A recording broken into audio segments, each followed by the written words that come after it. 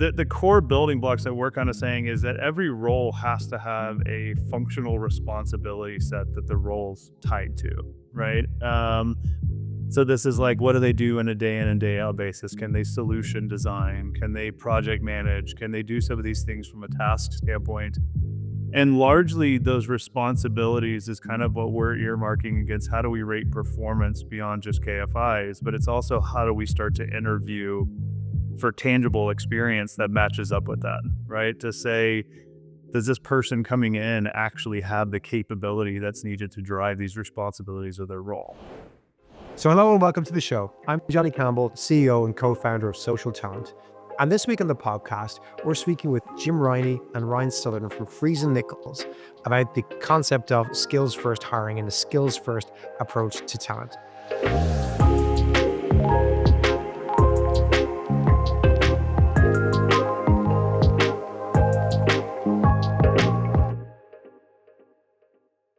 Jim and Ryan, you're both very welcome to the podcast. Maybe starting with you, Jim, could you give the audience a little introduction to yourself, explain where you are, where you're from, what you do, and maybe a little bit the organization you're working in today? Sure. Thanks, Johnny. Appreciate the time. So, my name is Jim Riney. I'm the talent acquisition manager here at Freese and Nicholas. I sit in our headquarters in Fort Worth, Texas, which is just 30 miles west of where Ryan is over there in Dallas. And my career summed up in less than 60 seconds. Started at a recruiting agency, recruiting engineers for clients in the Dallas Fort Worth area. Went to work for one of those 3,000 person national engineering firm, which eventually was acquired by a giant global 50,000 person engineering firm. Weaved my way through the different operational systems, process oriented positions there, and eventually came to Freese and Nichols to build and lead the first talent acquisition team here about 3 or 4 years ago. And Ryan, over to you as well. You're obviously the more handsome, more impressive, dashing of the two here. And from what I gather, Jim just tries to keep up. But seriously, tell me Very what true. you do, and you're a little bit less time in the organization. Is that right, Ryan?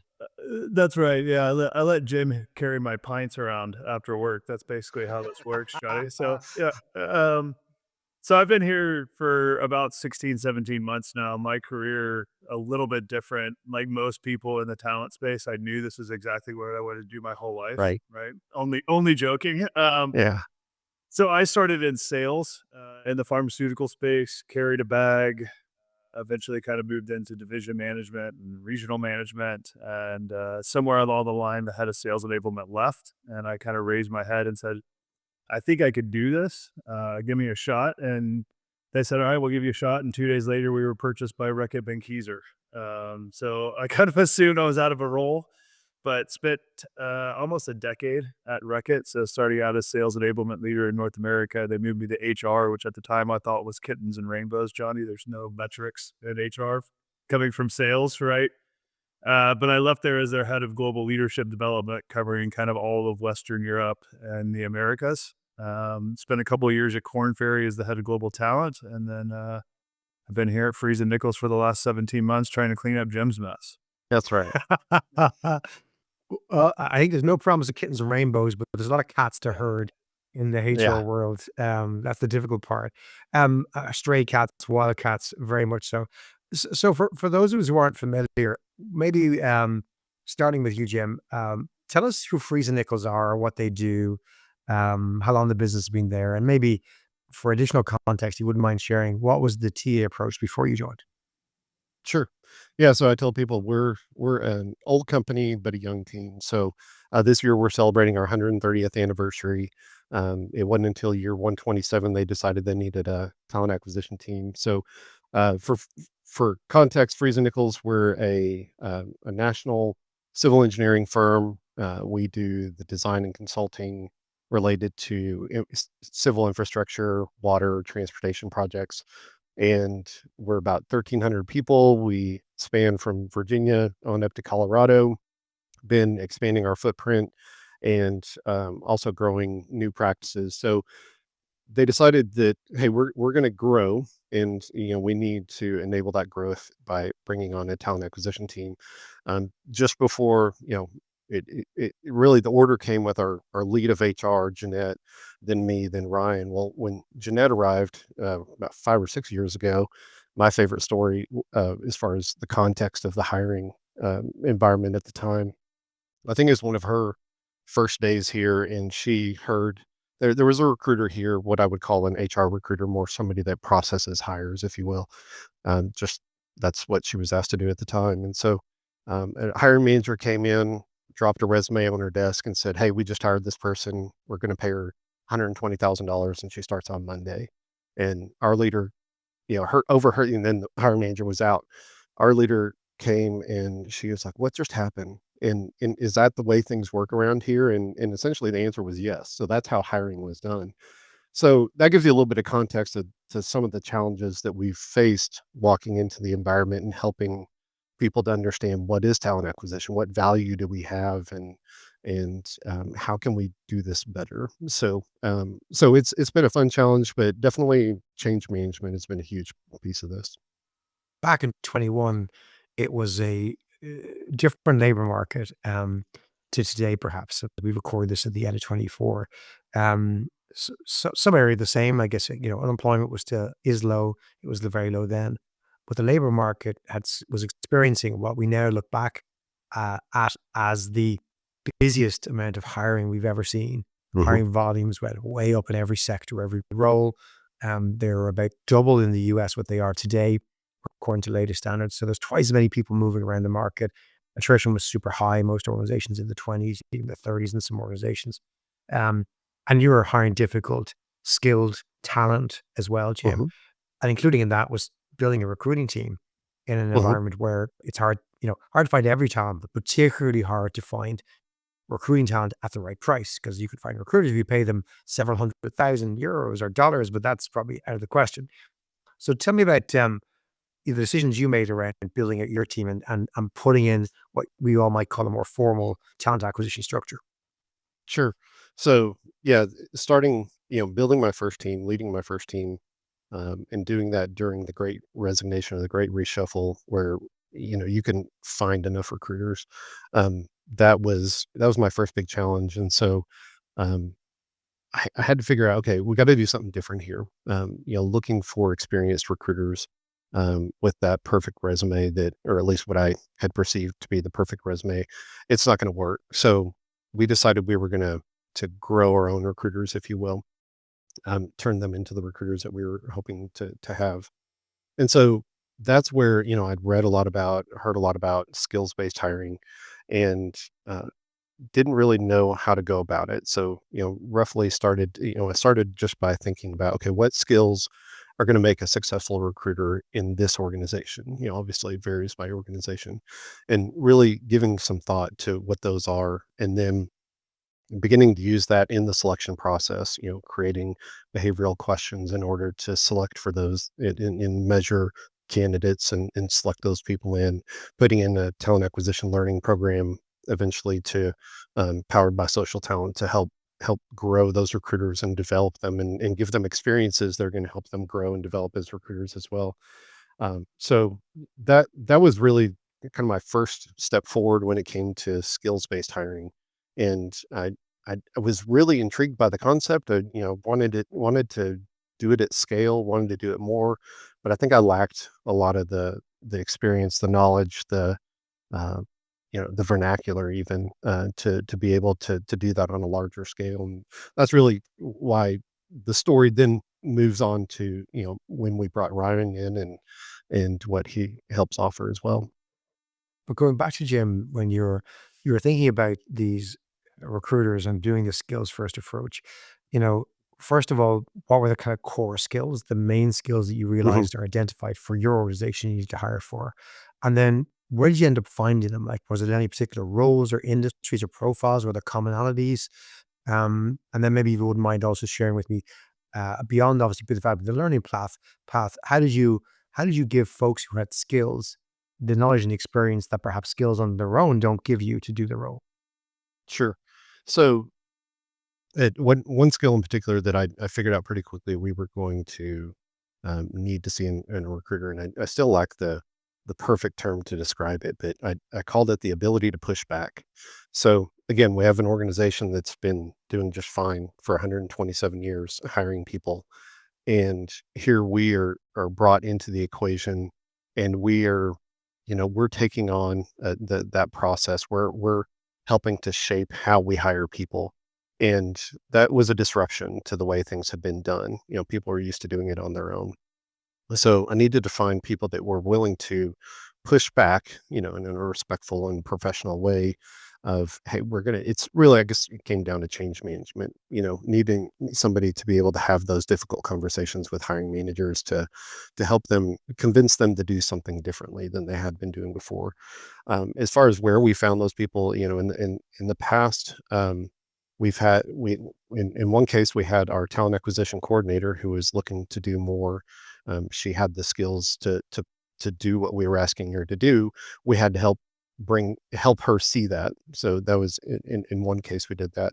We've also had success finding people who do have that agency background. People that similar to my experience, that you cut your teeth in a very competitive environment in recruiting at an agency, particularly at a time where they're struggling just as much as we are to find talent. And I found that a lot of people are looking for something with more stability, with Mm. more opportunity for growth. You asked about how do we provide that opportunity. Um, eh, I think as a team, I know Ryan's experienced this as well. Our We've really pushed people into having those difficult conversations, those difficult situations. If we have a hiring manager who, they're at a stalemate, recruiter and hiring manager are having difficulty, we coach them through that, but I don't step in, and oftentimes people will come straight to me and say, "Hey, we've got this challenge, can you help us solve it?" And I'll say, "No, let's bring the recruiter in, or let me talk to the recruiter and help them, arm them for that situation, doing role plays and giving them real experience." And then for me, what's fun to see them come out of that successful, and then they have a little more confidence. They're building their skills, and I often tell them, I can tell that look on their face when they're, dreading having a conversation, and then they have it.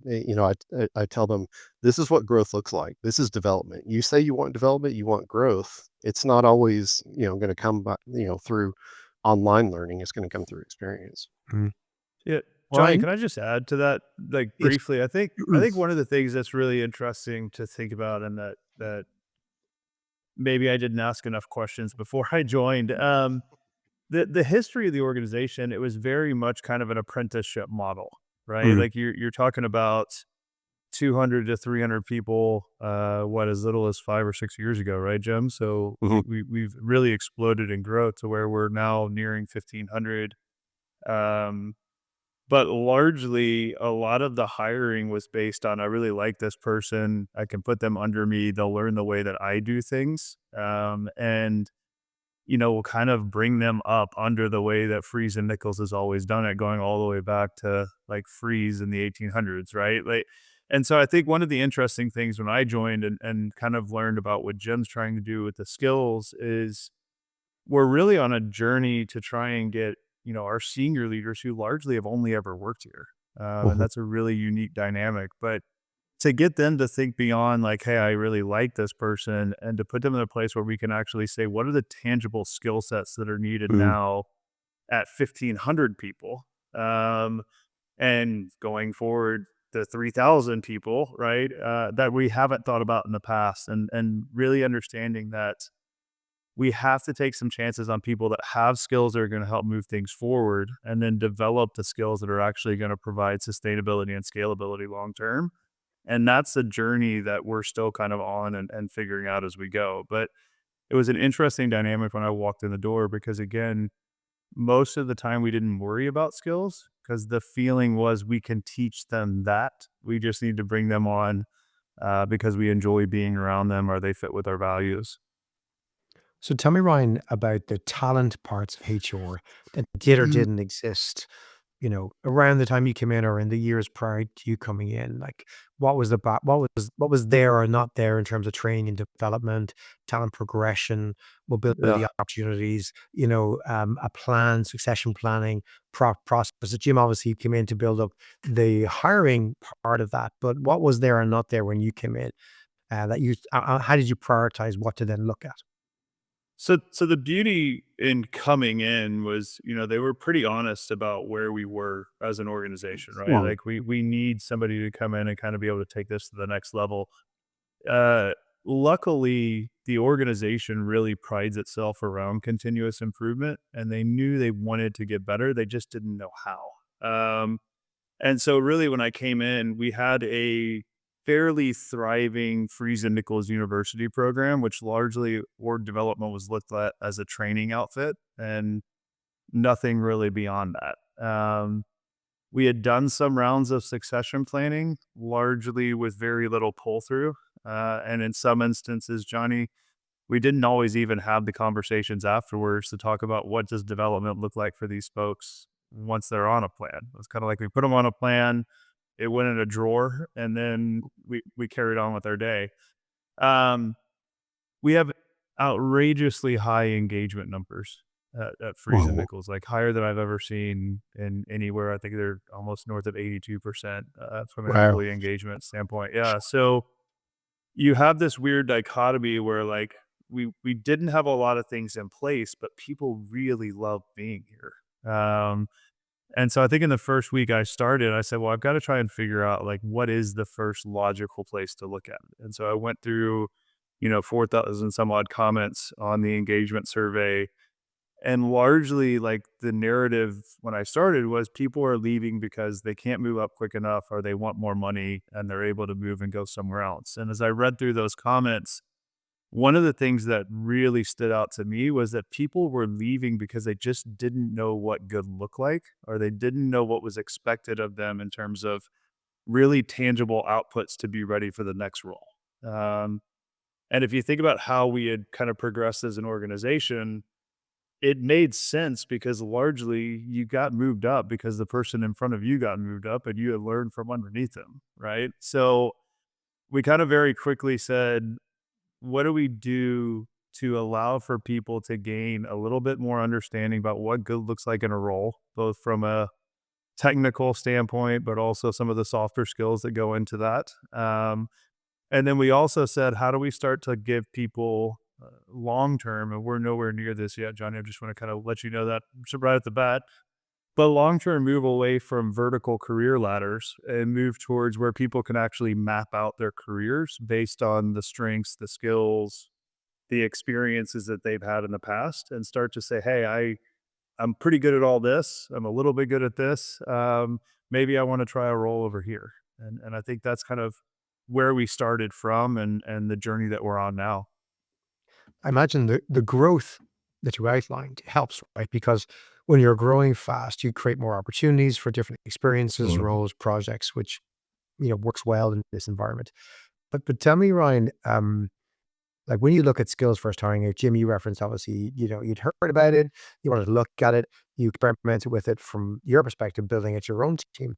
But on a scale level, Ryan, what do you think about skills first, a skill first approach to talent, just that wider concept?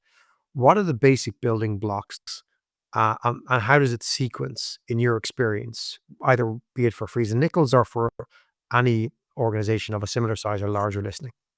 Yeah, so we're kind of using three core building blocks to be able to identify what talent looks like. And I think that's talent in terms of Jim's world of attracting it from the outside, but it's also looking at talent internally, right? Like we mentioned succession planning.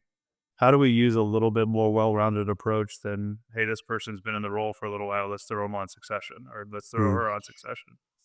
Um, the core building blocks that we're kind of saying is that every role has to have a functional responsibility set that the role's tied to, right?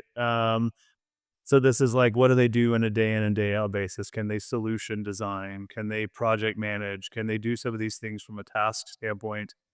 And largely those responsibilities is kind of what we're earmarking against how do we rate performance beyond just KFIs, but it's also how do we start to interview for tangible experience that matches up with that, right? To say, does this person coming in actually have the capability that's needed to drive these responsibilities of their role? The second thing that we're kind of looking at is more of a skill set standpoint or their capability. For us, we've kind of simplified this a little bit, Johnny. Again, this is a starting point where we've never done this. So we're looking at kind of behavioral competencies in this space. Like, do they have an indication that they have high EQ? That they are able to communicate on a different level than some of their colleagues? Can they build resilience? Can they have some managerial courage along the way? Those types of competency sets that we know as talent professionals are critically important, but as an organization, like we just never really thought about classifying people in that way. And then I think the third bucket that's really interesting for us because Freese and Nicholas, again, part of that engagement score that I alluded to earlier is based on the value set that's super strong. I mean, leads is all over the place. You can kind of see it in the background there on Jim's thing. It's on his shoulder, right? But the third thing that we look at from a skills-based standpoint is those kind of intrinsic and identity pieces that exist. Like, what are they driven by? What do they value as an individual? What are the kind of traits that they naturally tend to be inclined to? And so when you kind of combine that responsibility of those functional capabilities, your competencies, and then that identity piece, we're able to kind of start to stitch together a viewpoint on what an individual who's successful in a role, not necessarily just an individual who's successful, but we start to be able to identify like this role needs this. What skills, what experiences, what things does the person that we're actually talking to have that would match up to that? And it doesn't mean that if they don't have something, we wouldn't take a chance on them, but at least we're taking an educated chance based on natural tendencies, based on kind of strengths and skill sets that exist versus just saying, "Hey, this person's been in engineering for a while. Let's add them to the pie." How complex was that in terms of, how many different role categories or individual roles did you look at? Profile, how many values did you list? What are the behaviors? How many did you standardize? Taking those three buckets, what are the numbers behind all that in terms of its Yeah. complexity? So again, like I can't even tell you the exact number of roles. So on the operations side of our business, which is really the production side of the firm, we have engineering 1 through 8, and then just about Mm. every other classification of role. So architect, electrical, um, uh, design professionals, urban planning, BIM construction management, all of them have kind of 8 levels of roles. So, we're still working through this from a structure standpoint because I would argue we probably have 1,500 people or 1,300 people, Jim, and what about Mhm. 200 roles, individual roles Probably. that exist. So Yeah. So we we we had built, to figure we out built what. out complexity for Yeah, sometimes how do no we start? reason. Yeah. Yeah, and largely it was built because people wanted to be able to say you can move from this to that, Hmm. and that was how we looked Yeah. at advancement, right, Johnny? Oh, So the first thing that we started to do was to actually go through and identify what good looks like in those roles. So we brought in a third party consultant. We started to run focus groups with that consultant at different levels in the organization, leading self roles, kind of leading teams, leading groups, leading strategy as a whole. And we started to say, listen, if you think about the role that you have, what are the identity pieces that are required to be successful? What are the skill sets or the competencies that we think most indicate that success is going to happen? And then from there, we started to siphon through a bunch of data points that we partner with Corn Ferry on to pull out like experiences and accountabilities that a typical role may have. And so I think that took us about 7.5 months, Johnny, a lot of wow. overtime, Wow. to go through every role in operations. I think we finally mapped most of those roles in August, and now we are going through the process of bringing people who actually sit in those roles together from a focus group standpoint and say, do you see yourself in this profile? What do we need to add to it? How do we freeze and nickelify some of the definitions that are in there? And so I think between now and the end of the year, we've got about 6 functions left to go. And then the goal would be in January to start to actually roll the profiles out and allow for some of those responsibilities to relate to performance goals in 25. And then to start to also leverage some assessments to give a quantitative measure of where people's skill sets are. So I'm interested to hear both of you think about this, but when I've talked about skills, a skills first approach at an organization level with different people, the analogy I use is kind of Lego bricks, right? So let's say you take 3 categories you listed, Ryan, right? You could break it down to saying, okay, you've got 4 dot Lego squares, 8 dot Lego squares, and Mhm. 2 dot Lego squares, and they could, correspond to the values or behaviors or skills that you want to have in jobs. And you have to define uniformity for the business. If it's communication can be a red 4. It's a red 4 brick. Mhm. Maybe it's a behavior or style, and communication is red. A different behavior will be a different color. And you have to agree on that across an organization because your roles are made up of a combination of bricks, a combination of Right. 4, 2, and 8 dot bricks. And you got to write down up for each role what is that, what are the Lego instructions for that particular role. Mhm. And then, there's a bit of flexibility as there always is in building Lego sets, right? You swap the odd thing in, but if you have that, you understand, a common brick architecture with standardized, definitions of what the colors are, and each role has a definition of how you make the role made up of those different types of bricks. Then you can begin to bring in other areas such as how you measure that performance piece against those standard Mhm. architecture, how you look at learning and gaps in learning and development in learning based on what's there, what's missing. Is that how you approach it, or you see it as well? To simplify it. Yeah, I think so. And I mean, I think it's almost like you've worked here before, Johnny. Obviously, engineers, we love to tinker and build, Yeah. but the I'm the holding a Lego, Lego character, by the yeah, way, is yeah, why I'm There you taking go. this, Ryan. So so yeah, the Lego analogy actually rings true because we're trying to, like, one of the things, like I said, future state once we get all of this launched is to be able to have people actually build out their own career or Mm, kind of become their own career architect, right? mm, And one of the things that we've started to play with is the building of different Lego people that match different careers that could happen, right? So you may have the astronaut that just wants to go straight up through engineering. You may have a professor who's more interested in teaching disciplines, but I think that's ultimately what it is. And when you're able to get that core kind of architecture, the other thing that we're hoping that it'll do for us is we put a lot of people into roles because we assume that it's the next natural role for them to go into, right?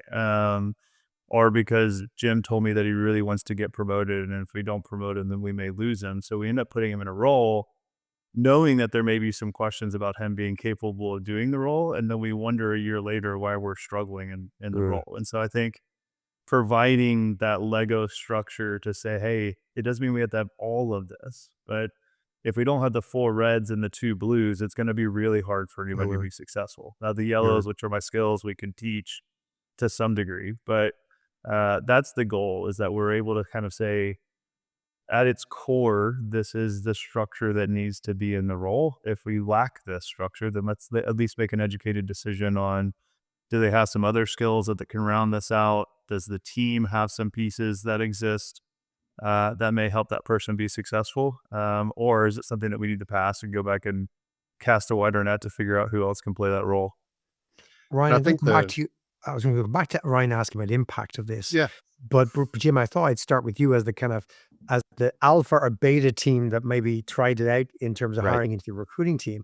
How has this played out with your team? Like Ryan's talking about conceptually what your whole organization is trying to do, but your team probably got a head start in this by a couple of years. So, what does it look like today? How has it played out? What are the positives and what are the challenges that remain that you see from the approach you took to hiring the team and where they are today? Sure. Yeah. So I was going to say the structure, I think, is what, being an engineering company, I think the structure is actually very appealing to our hiring organization, and so I think that logically it makes sense, and so I think that the challenge for us is, I want our team to really understand um, you know, how do we assess to these profiles? How do we Mm, measure? How do we identify those gaps?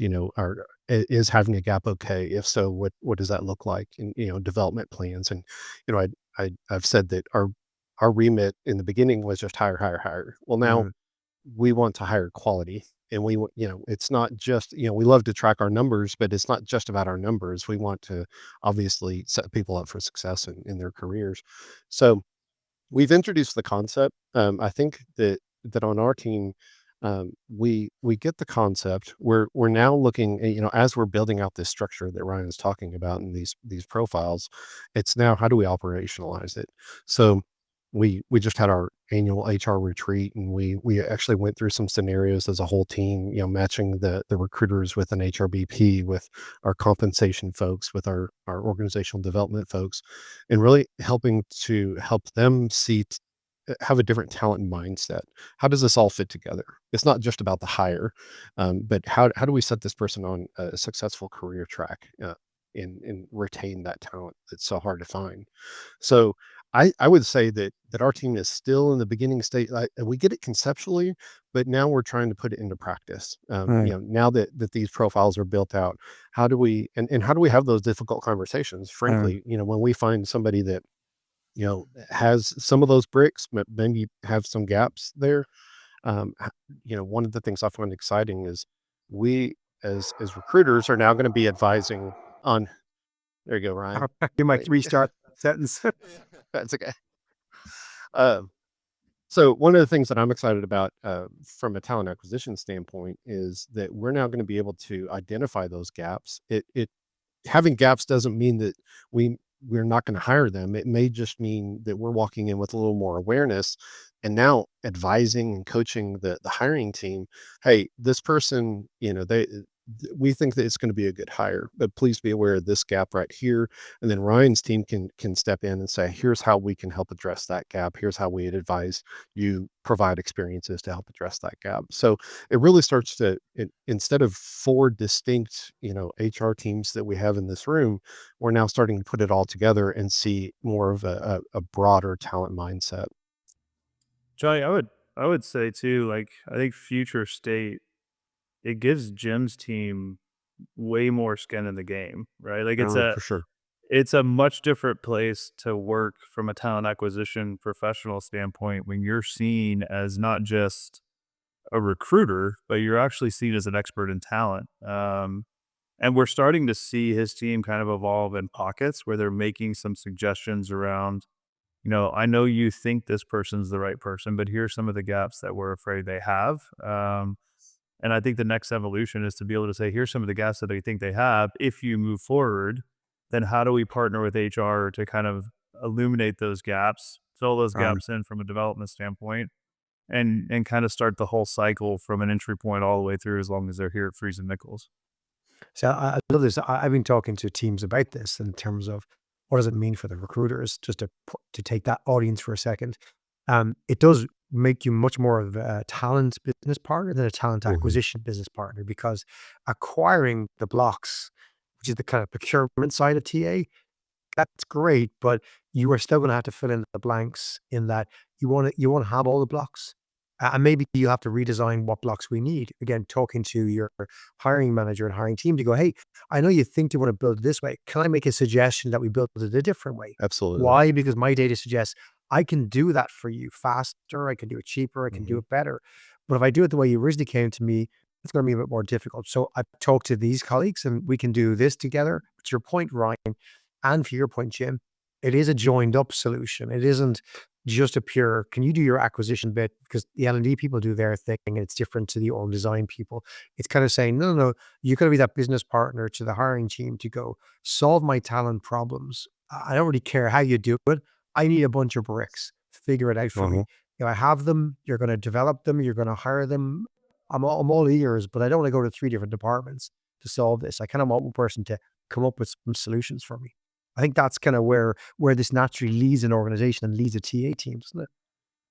And Absolutely. it's And interesting too, because the business acumen has to go through the roof, yep. right? And I think that's something that we sometimes overlook from an HR perspective is like we know HR or we know recruiting or we know talent development, but you really have to start to put a stake in the ground that I understand the business in a way that I can be really imperative to what comes out the other side of it. And so I think that's the evolution. Like Jim's team's done a phenomenal job of building relationships with key stakeholders. Like the next evolution is to say, how do we move those relationships from just strong relationships that exist from a value standpoint and move them towards a relationship where we actually understand what the needs of the business are and can coach and advise to that.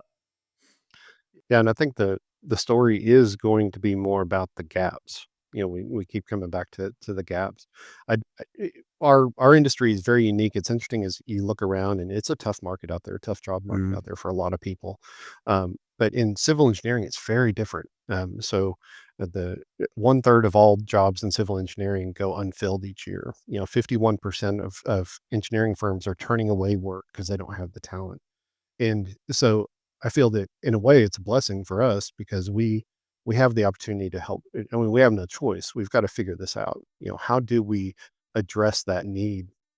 And it's only going to get worse. Almost every conversation I have now, I'd refer to this report from Lightcast, the rising storm, and they use an analogy of a hurricane and making landfall, and those outer bands, being the first to hit land.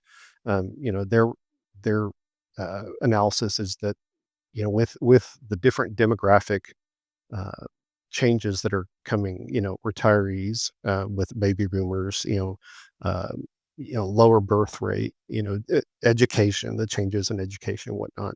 That what we've seen in the last few years is just a kind of a warning shot. It's that outer band of the storm, and that the bulk of the storm has yet to hit land. So we see that, and we've been talking about this in a lot of our leadership meetings to talk about. We've got to start thinking differently. The time when everybody ticked all those boxes is no longer exists. So we've got to start thinking more about those gaps and how do we fill those gaps. And so I think the story of the future of talent for us, maybe for the civil engineering industry, is identifying the gaps and learning how do we adjust for those. I And love and I would sorry, Ryan. I would just say one thing, Johnny, just on that. Like I think one of the other pieces, and people will resonate with this because when labor is hard to come by or when talent is hard to come by, like we get stuck in trying to find these unicorns or these purple squirrels that Mhm. exist with like the exact years of experience that have done all of this. And I think what we're recognizing from those trends that Jim pointed out is like we're going to have to take a shot on identifying people's potential and putting them in a Mhm. place to maybe try and learn quickly and fail quickly Mhm. versus finding the purple squirrel to fill the role exactly as we need it today because that just doesn't exist. Yeah. You remind me, Ryan, my kids a couple of weeks ago asked me, I have four young boys. They asked me, could we make some muffins? I was like, sure, I can make muffins. I've never made muffins in my life. And I asked ChatGPT for a recipe and it spat out a recipe. And it required, I think it's sunflower oil was one of the ingredients. I have no sunflower oil in my home. I have olive oil in my cupboard. I'm like, will olive oil do? Turns out olive oil works just fine. If I wanted to stick to, I need a particular type of sunflower oil that this recipe gave me, I'd be in trouble. In fact, there was a couple of ingredients I was like, yeah, I don't have that, but do I have something close? And I think this is Mm. what the solutioning is saying, don't just stick to the exact recipe because that's going to be really hard to procure, probably expensive. It'll slow you down. It's kind of saying, will this do? Or can I augment it with something else, which to your point requires a business acumen. The business acumen being an analogy of don't swap with that ingredient. That will not work. This one could work. Or my colleagues have showed me how we could get what we need with this other way. Jim, your point on the talent market's really valid. I heard a fantastic presentation by a really good economist, labor economist, 2 weeks ago, talking about the likely impact of the incoming administration on this, which Mhm. is a very clear and vocal policy on immigration that's almost certainly going to drive a supply shock to labor. And although that's likely to be in the unskilled markets predominantly, there's an inevitable trickle-up effect on semi-skilled and skilled working eventually, because you take this labor pool, which is almost certainly going to happen because it's within executive power to do come January. You're going to see during the course of 25 a further lessening of the supply of talent, which is going to make it even harder. And you could have a demand increase because a lot of the taxation policies Mhm. proposed are, most people would agree that they're going to likely lead to more investment by corporates in the US. So you have a demand increase likely, a supply retraction almost certain for talent in 25 makes it even harder to find. So I think Yeah. if you're creating as a leader an environment where you have a talent team who are problem solvers, you'll Mhm. survive. But if you're just doing your job, posting stuff on a job board, doing searches on LinkedIn based on a rec, you're hired, you're passing on resumes, you're screwed next year. I don't, they don't Absolutely. survive the business acumen to go, I got to be creative. This market's getting harder next year. But in Yeah. that is an opportunity for great talent acquisition folks, talent development folks to kind of do their good work. Because I think the organizations, the likes of Freese and Nicholas, and to Jim, your point, all engineering companies know that the lack of talent is what holds their growth back.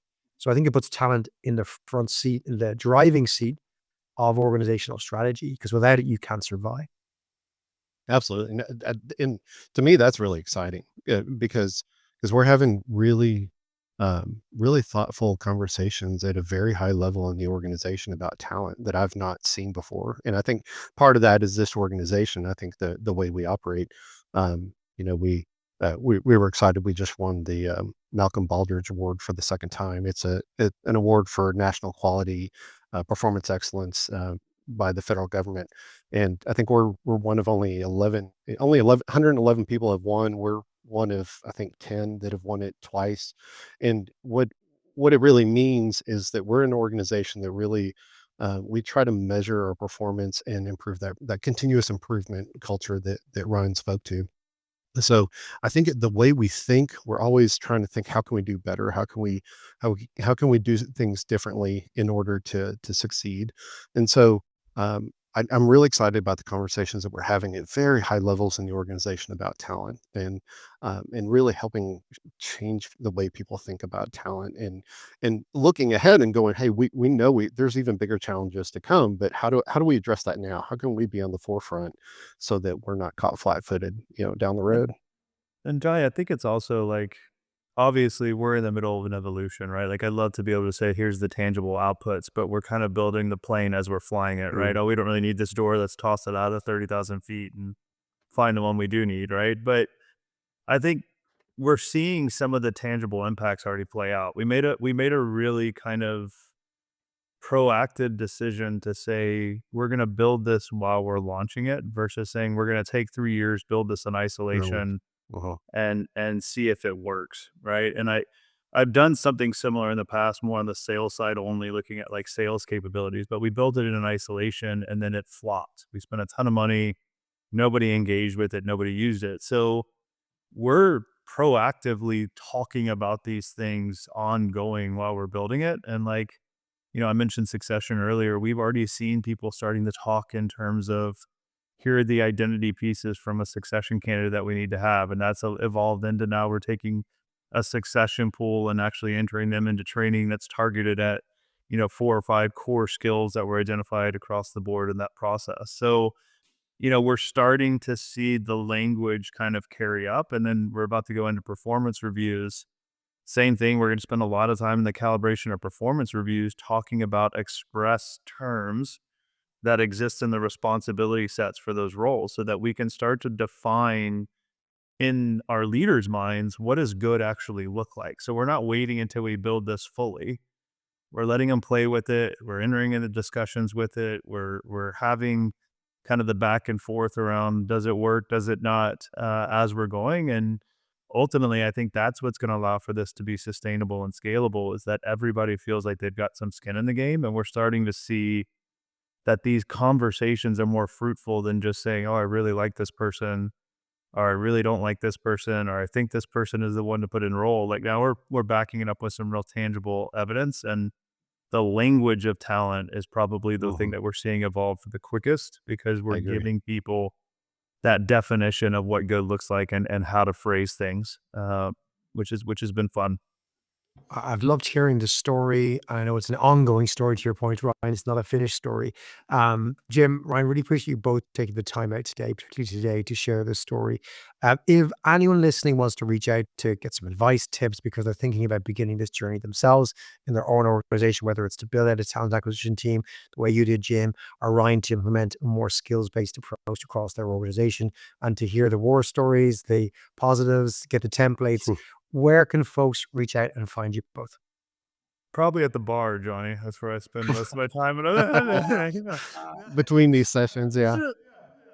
No, I'm joking, but I mean, obviously, look us up on LinkedIn. Yep. Probably the best place to get started. Drop us a note. Yeah, I'm more than happy to have those conversations because I'd love to share the way we failed so that maybe somebody else will succeed. Well, gents, thanks for coming and joining us this week and discussing that skills first approach to building a TA team, but also across the organization.